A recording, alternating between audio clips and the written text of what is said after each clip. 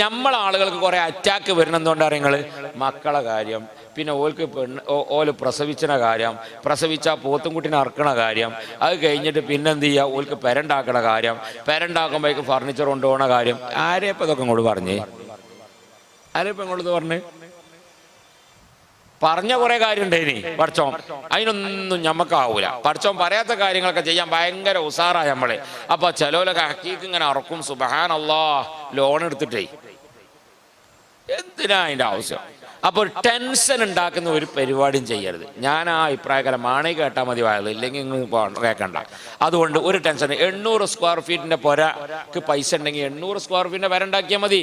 2500 square ഫീറ്റിന്റെ പെര. എന്നിട്ട് ഉസ്താദ് ഏത് വരക്കണം, കുറെ കടന്റെ പെര ഉണ്ടാക്കി. ആരെയും കൈ എന്നോട് കടണ്ടാക്കി പെര ഉണ്ടാക്കാൻ പറഞ്ഞു. എനിക്കത് വരക്കാൻ ഉത്തരക്ക് ഓടിയാ.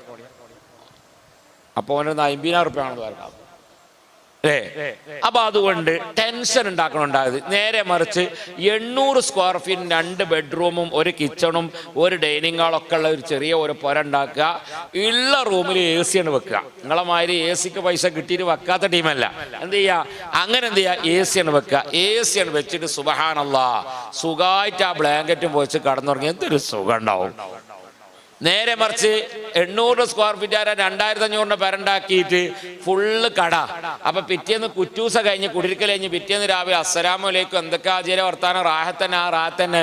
പിന്നെ ഞാൻ ആ കാറ്ററിങ്ങിന്റെ ടീം അന്നത്തെ ഭക്ഷണത്തിന്റെ നമ്മളെ ബില്ലൊരു 75,000 റുപ്യ ഉണ്ട്. അത് മാണ്ടീനി അതിന് വന്നതാണ്.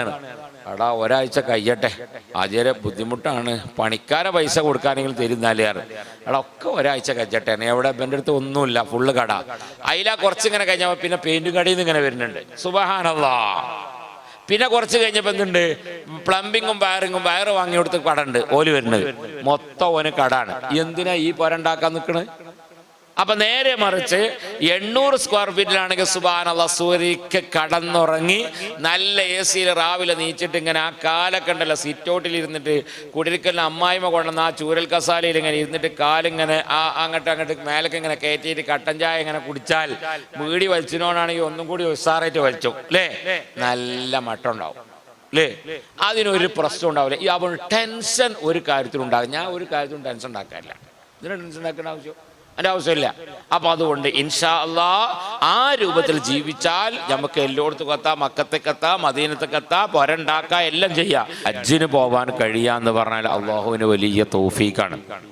ഈ വർഷപ്പം സത്യത്തിൽ പറഞ്ഞാൽ ബഹുമാനപ്പെട്ട ഷാഫി ഉസ്താദ് ഈ റമദാനിലെ വലിയ അൽഹംദുലില്ലാഹ് ഔഖാഫിന്റെ ക്ഷണം സ്വീകരിച്ചുകൊണ്ട് വലിയ ക്ലാസ്സുകൾ നടത്തിയാൽ ഈ വർഷം ഒരു ഹജ്ജൊന്നും